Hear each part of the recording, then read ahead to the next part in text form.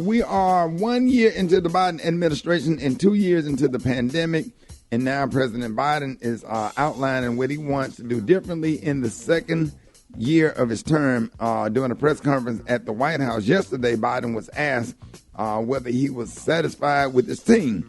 The president says that he will be speaking to the public more often and seeking advice from more outside experts. So we're asking this morning, how do you think the Biden administration has done in their first year? Special K. I think that President Biden finally acknowledged publicly the level of opposition that he's facing from a Republican Party that has no interest in governing, no interest in compromise, no interest in anything other than what they want, which is power. Yeah. And he acknowledged that. He called it out. I think that was good. I think he's fighting an uphill battle even worse than what President Obama faced, to be honest. Yeah. In the plan of the Republican Party is to obstruct until the midterm election. Eva, what are your thoughts?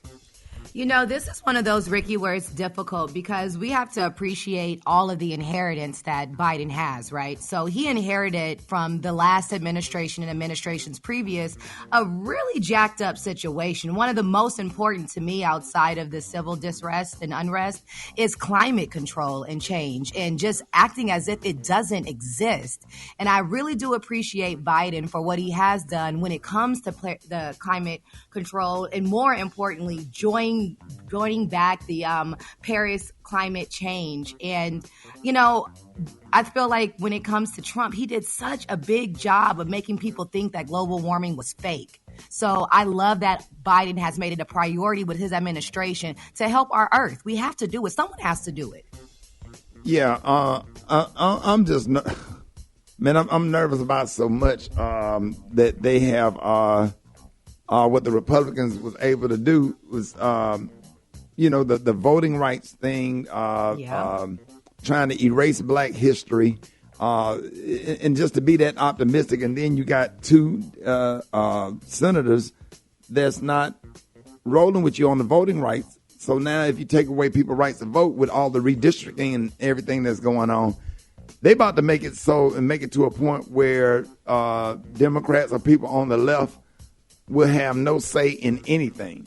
Well, what they're trying to do is erase they're trying to make it to where it don't matter who votes for them. Yes. If they're in control of who counts the votes and who certifies the elections, then it don't matter who votes for them. And they just setting up where people don't have to go out and campaign to the people and sell their what they would like to do to the people. So it don't matter, because the thing about it is, with Bush and Clinton and Bush 41, what they had to do, they had to present something to the people, to the electorate, so they could go out and vote. But now, no matter what, you know what I'm saying, it's just going to go one way if it's set up a certain way. It's not set up to be fair. 866-9-RICKY, 866-9-RICKY. Good morning. I'm on the fence. They're saying gas might be $4 an hour, and the housing market's just going up. So I know he's trying his best. He walked in on it, and it wasn't at the greatest. I know he's trying, but the good thing is we got the $250 every month, and I so appreciate that. But I'm on the fence. I think he's doing okay, but he needs to do better with the student loans. Payments is really worthless. He could clear us out. We cleared out the banks. We bailed out the auto industry. Bail out these students. You got to realize the last administration, he's coming behind. I think he's doing an awesome job with the mess he got.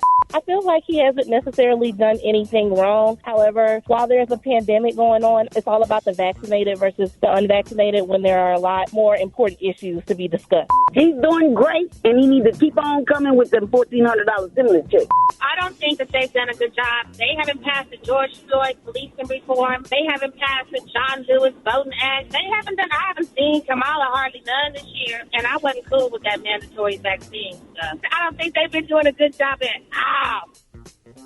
Yeah, I mean, I can, definitely understand what you're saying. I don't think they had the votes, ma'am, for the George Floyd Policing Brutality Act, and they don't have the votes. They don't have the votes. You got a senator in Arizona and a senator in West Virginia that are Democrats, and they don't have the votes. They can't. As a matter of fact, the voting rights bill died in the Senate last night. So it was killed. Totally killed. Yeah, they killed it. Right. So they do the administration doing their part. Now what he's going to have to do is do a lot of executive orders, and the Justice Department is going to have to sue some of the states for their gerrymandering, districting, and all that. Yep. So it's a lot of stuff, but I'm telling you right now, we are living in the most dangerous time ever, because they trying to set this thing up where a Democrat could never, a lot of Democrats going to lose seats in the House with the redistricting that's going on. They're going into black districts and cutting them in half, making it so that even if every single black person go out and vote, the person that they vote for wouldn't even have a chance to win. So what's the county that Atlanta is in, Special K? Fulton County. Fulton County. If they go in there and cut that in half and attach that to districts where it's mostly white people, no matter if everybody went out and voted, you still when have a candidate sitting in a seat that represent you. But at the same time, understand gerrymandering. But because of that, we still have to go out and vote in overwhelming numbers. The only thing that can override their efforts is overwhelming numbers. Mm-hmm. Right. So, so it's a lot of work to be done, y'all. All right, y'all.